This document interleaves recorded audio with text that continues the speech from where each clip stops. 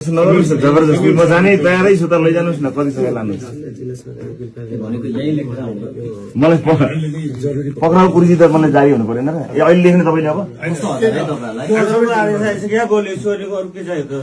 पक्राउ पुर्जी बनाउनुहोस् न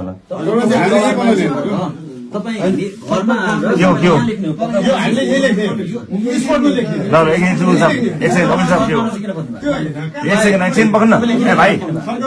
ठिक छ त मलाई दिनुहोस् न त ल्याउनुहोस् कि ल्याउनुहोस् मैले सही गर्नु पऱ्यो नि मलाई दिनुहोस् न पक्राउ पुर्जी कस्तो अचम्म यहाँ एउटा पक्राउ दिनुहोस् न पक्राउ पुर्जी लेख्नुहोस् दिनुहोस् न भइगयो त ल दिनुहोस् न हुन्छ नि हजुर हामी वकिल साहब भोलि कानुन विपरीत गरेपछि तपाईँ ठोक्नु होला नि त हाम्रो मुद्दा हाल्नु त्यस्तो भन्ने हुन्न नि म त गइसक्छु नि भोलि ठोक्नुहोस् न पहिला तपाईँ धन्य अहिले पत्र दिने मलाई सुन्नुहोस् न सुन्नुहोस् मलाई सुन्ने हामी सम्मान गर्छौँ पत्र दिनु न पत्र ए पत्र दिनु न मलाई ए ल भाइ पत्र दिनुहोस् भइ त के गर्नै परेन त